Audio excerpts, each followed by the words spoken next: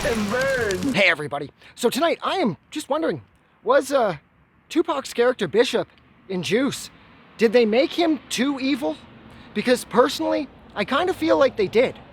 If you look at Bishop at the start of the movie, he's just a kid. Like, he's a kid in high school, he doesn't give a fuck about school, he wants to hang out with his friends, and he wants to listen to EPMD records. And I think the reason that they did the EPMD push so hard is because the EPMD are in the movie. They're the four dudes that get robbed when the guy goes in with the shotgun at the bar where they were just in buying, where Raheem and everybody were buying cigarettes a second before. The guys that get robbed and told to strip naked in the bar are the guys in EPMD. But anyways, yeah, Bishop at the start of the movie, he just seems like a kid.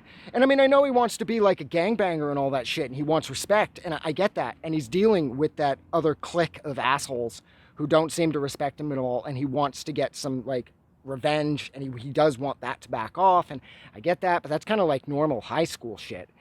And then the grocery store, convenience store robbery goes horribly wrong, and it just seems like Bishop goes completely off the rails.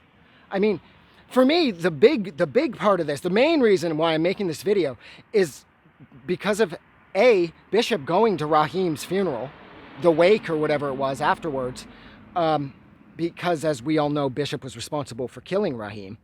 And then while he's at the funeral, he's hugging Raheem's mom and he's saying, oh my God, he was such a good kid and he was such a good guy and I miss him so much and all this other shit. And you see Steele and Q, they see him there first off and they're like, holy fuck, dude, what are you doing here? You're responsible for this. And then he comes over and he's all big-eyed and he's like, hey guys, what's going on? You know, with that keep your fucking mouth shut look on his face.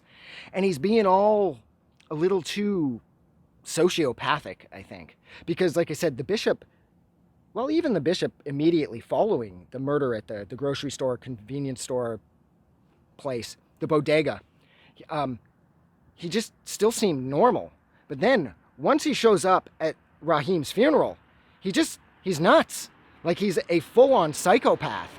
And from there, of course, he kills Steele. And of course, as we all know, at the end of the movie, he attempts to kill Q, but he unfortunately falls to his death, and the movie ends. And I just personally felt like they pushed him too far to make him psychotic, whereas they didn't have to make him that maniacal to sort of justify him feeling like he needed to wipe out his buddies in order to maintain his freedom. I could still sort of wrap my head around him killing his friends, just like I could wrap my head around everybody killing Fuckface in Bully. You know, after they killed him, they didn't go all psychotic. So the fact that they let Tupac's character just kind of, like I said, go completely off the rails, it just seems like they pushed things a little too far. And I think that's where I'm going to leave it. So thank you so much for hanging out with me for a little over 3 minutes while I discussed this incredibly important question from the 1992 film Juice. Did Bishop go too crazy, too fast? Or do you think it fit the movie perfectly and maybe I'm just insane? Don't forget to let me know. You guys are amazing. Have a good night.